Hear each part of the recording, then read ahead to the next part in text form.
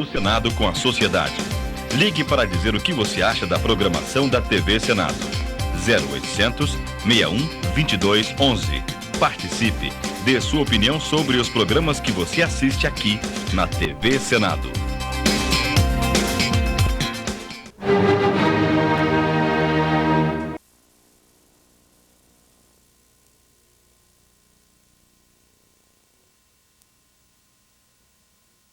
Com um pouquinho do século XIX, e o grande Schubert, também um tiquinho do século XVIII para bastante no século XIX, comecinhos do século XIX, sendo que o Haydn morreu idoso.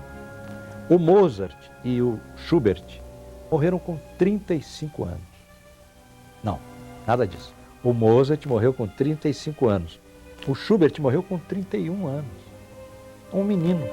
Deixou uma obra espetacular, embora o Mozart seja mais popular que Schubert. Um pouco mais, mas ambos são grandes gênios. Como pode uma pessoa, em 31 anos, escrever o que escreveu Schubert, em 35, escrever o que escreveu Mozart?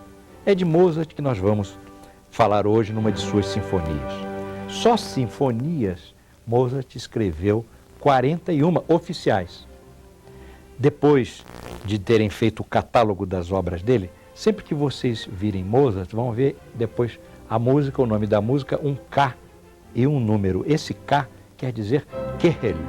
Köchel é o nome de um cidadão que se deu o trabalho de catalogar todas as obras de Mozart, desde a primeira até a última, em ordem cronológica. Então, quando vocês virem depois do nome Mozart, sempre está assim nos discos. Obra tal, número tal, K, número tanto. É a ordem de todas as músicas de Mozart. Pois bem, depois desse catálogo de 41, que são as sinfonias oficiais, os estudiosos encontram hoje 55 sinfonias ou obras sinfônicas com características de sinfonias não catalogadas ali pelo seu Dr. Köchel. Mozart é um fenômeno. Com 4 anos ele já corrigia o professor de violino, tocava violino, foi um pianista excepcional que maravilhou o mundo. O pai dele auferia lucros com o Mozart, o levava para todos os lados. Ele não teve infância. Por quê? Ele passou a infância viajando, dando concertos, se exibindo para reis, para príncipes. Beethoven chegou a conhecer Mozart, embora venha depois. Haydn teve uma grande influência. Mozart influencia todo mundo. Pela variedade, pela riqueza. É importante a gente observar na obra de Mozart algumas coisas que são mais ou menos comuns. Primeiro, uma certa alegria, uma certa jovialidade. Claro que há passagens tristes. Porém, ao lado dessas passagens tristes, a música de Mozart parece que não tem angústia. Ela nos toca pela beleza, não pelo sentimento da tristeza. E ela tem gotas de reflexão num sujeito que, como não teve infância, foi um rapaz e um adulto muito doido, que subia e descia na vida, que foi perdendo aos poucos até condições de vida. Ele morreu pobre, depois de ter sido um gênio que maravilhou a Europa, que adorava diversões e vivia rindo com a sua mulher, casou com uma mulher um tanto solta também, e, enfim, as cartas dele para ela, vocês vão até achar graça como é que um gênio escreve coisas assim tão soltas, tão incríveis, às vezes tão íntimas para a sua própria mulher numa carta. Ele é um fenômeno que desafia entendimento e tem uma música. O importante é nós mergulharmos na música e verificarmos como tudo em Mozart é música. Não é apenas o efeito da orquestra. A orquestra serve à música. A música. Nós vamos hoje ouvir uma sinfonia de Mozart, a sinfonia número 36 das 41 catalogadas oficialmente, que é uma obra de 1783, também chamada Sinfonia Linz. Por quê? Porque ele ia dar um concerto em Linz, queria uma obra original. Ele chegou na cidade 3 dias antes, não havia escrito a obra, pois, senhores, jovens, escreveu essa sinfonia em 3 dias. Normalmente um compositor leva 1 ano, era a facilidade criativa. E ela mostra um pouco a escrita rápida. Ele juntou tudo que ele tinha de talento e faz uma pulsação muito curiosa, muito rica, muito interessante nessa sinfonia. Vocês vão escutar a orquestra de câmara inglesa e vão verificar um maestro um tanto diferente dos maestros habituais, mas logo depois ele se chama Jeffrey Tate. Eu falo especialmente nesse maestro e na capacidade de luta e de vitória dele contra a dificuldade, contra a adversidade. É um belo exemplo e um grande maestro. Vamos ao primeiro movimento.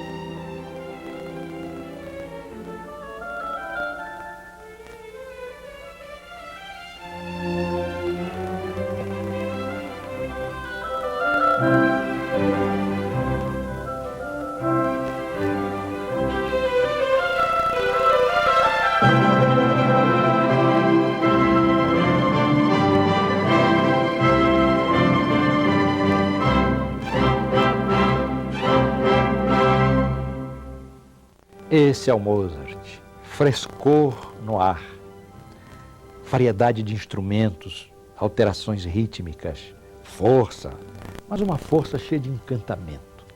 Mozart é talvez o encantamento pela vida. A vida dele, ele por dentro, era uma pessoa inteiramente encantada com a vida, com o amor, com a sensualidade. Por quê? Porque é o que ele, não me refiro ao amor nem à sensualidade, isso ele não teve infância. Era concertos, obrigações a vida inteira. Ele escrevia os concertos entre uma viagem e outra. Às vezes, no intervalo de um concerto, ele ia lá e continuava a partitura. Tal a facilidade, a esse jorrar de música. É como se Mozart tivesse, em garoto, captado o mecanismo da música.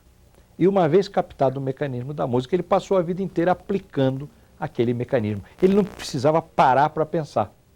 E o não parar para pensar é o que traz essa leveza. Às vezes um pouquinho de redundância, mas a leveza no que ele faz.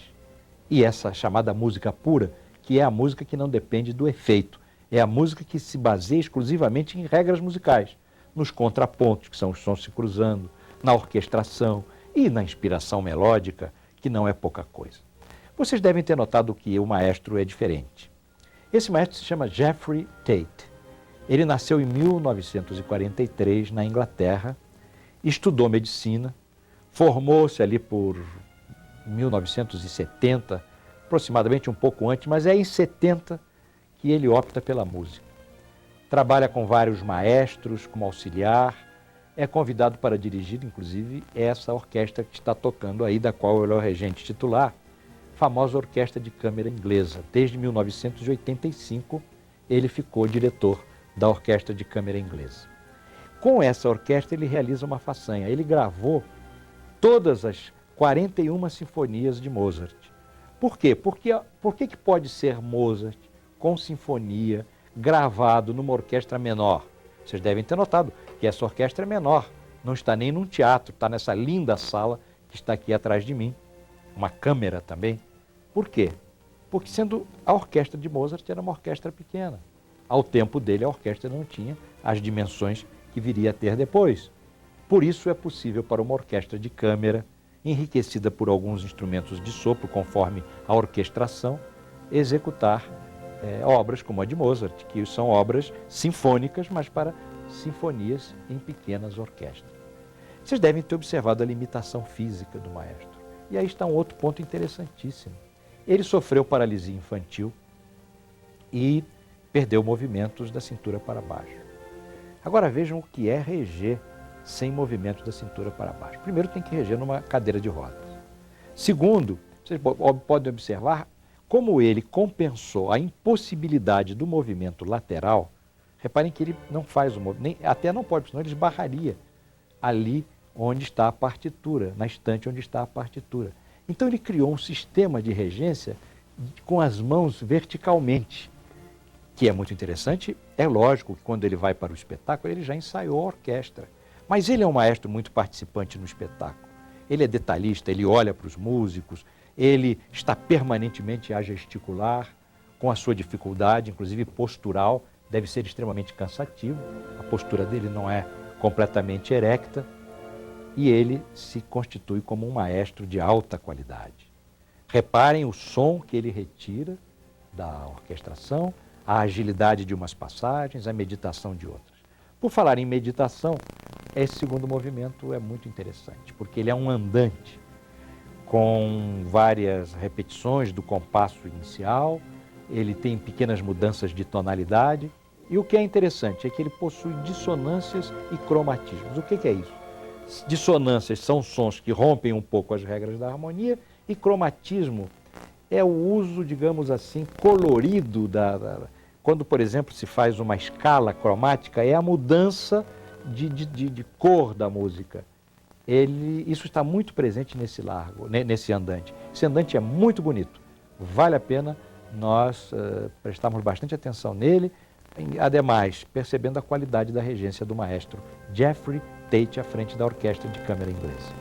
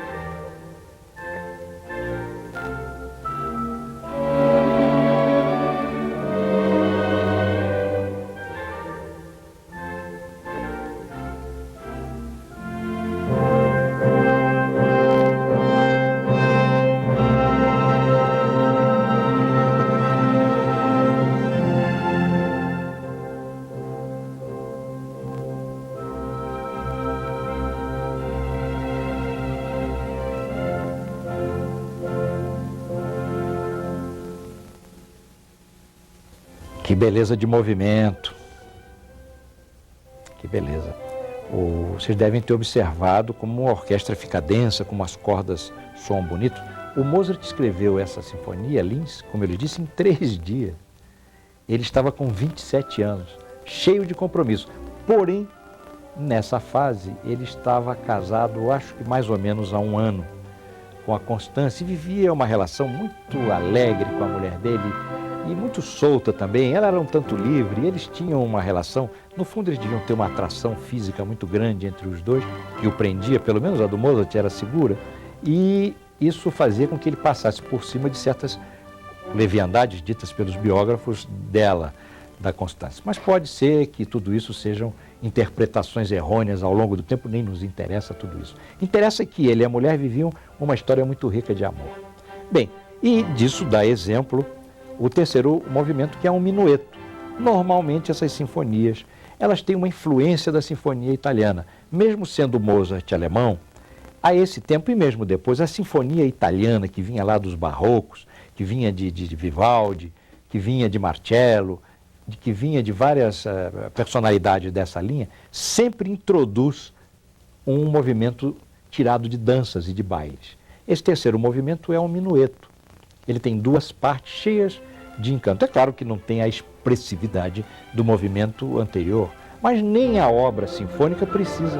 Ela precisa ter respiradouros, ela precisa ter o frescor, a leveza, que, por exemplo, nesse terceiro movimento, particularmente os violinos e os oboés, vocês vão ver o oboé tocado ali por um senhor de cabelo branco, trazem. É muito bonito, ele repete o tema e é dançável, agradável, lindo. Vale a pena nós penetrarmos nessa atmosfera que só Mozart consegue. O Mozart, no fundo, aqui entre nós, quando toca, parece que a sala da gente, ou a cabeça da gente, ou a alma da gente, fica cheia de anjinhos, cheia de anjos em volta. É isso. Vamos lá.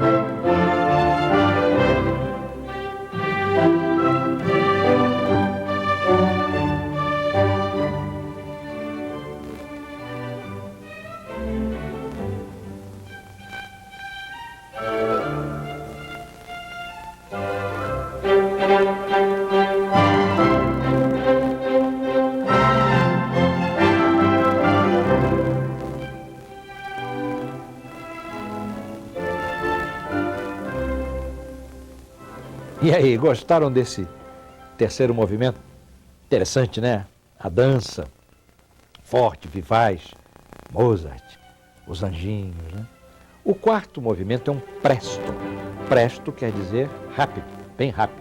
Quando eles querem escrever muito rápido, eles escrevem a notação prestíssimo, que é rapidíssimo. Aqui nós vamos encontrar, digamos como síntese, o quê? Jovialidade e elegância. Aliás, a música de Mozart tem muita elegância. Reparem, ela nunca perde a elegância. Ela tem muito jogo, esse último movimento tem muitos jogos de timbres. Vale a pena perceber o que é o timbre.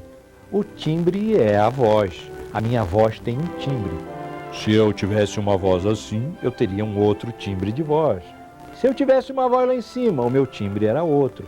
O timbre é a natureza da voz. Não é nem a altura, nem a gravidade, mas é a sonoridade da voz. Os instrumentos têm timbres. E os músicos dão muita importância ao timbre. Então, quando eles misturam os instrumentos, eles não estão apenas misturando as notas musicais. Eles estão misturando timbres, fazendo-nos ouvir peculiaridades de cada timbre. Ele, às vezes, coloca um instrumento mais alto, às vezes, coloca um instrumento mais baixo. Ele, às vezes, por exemplo, misturam os primeiros violinos com os contrabaixos. Inclusive, nessa obra acontece com tons diferentes. Um está em Ré, por exemplo, o outro entra em Fá maior. Enfim, tudo isso está presente nessa riqueza que é a música de Mozart. Eu estou aqui com um livro já um tanto antigo, está um livro aqui, Músicos de Antanho.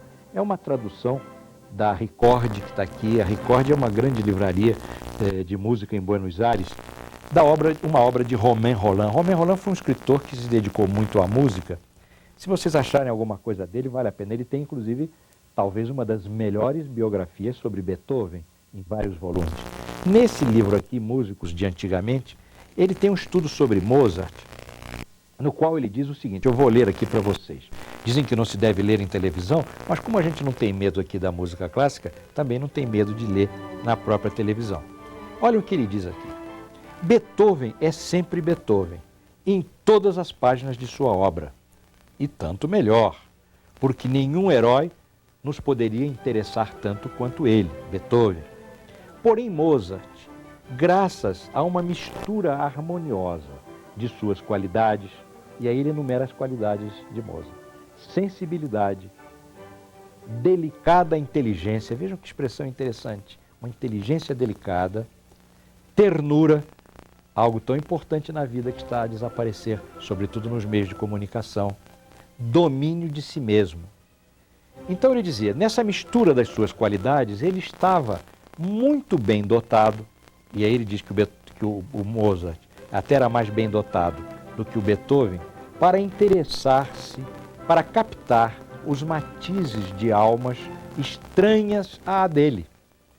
Ele se interessava pelo espetáculo da vida e o espetáculo do mundo aristocrático de sua época e fazia reviver esse mundo em suas obras musicais com uma veracidade, porém uma verdade poética. Ele poetizava aquele ambiente dos reis no qual ele vivia e dos espetáculos da aristocracia da sua época. Seu coração, o do Mozart, dizia o Romain Rolland, se encontrava em calma. Nenhuma voz imperiosa se fazia ouvir no seu coração. Ele amava a vida e tinha dela uma visão exata. Não necessitava de nenhum esforço para transportá-la à sua arte, tal como ele havia. É interessante a ideia de transportar o modo pelo qual Mozart via a vida para a sua arte, o modo pelo qual ele via o seu tempo, poetizando essa informação.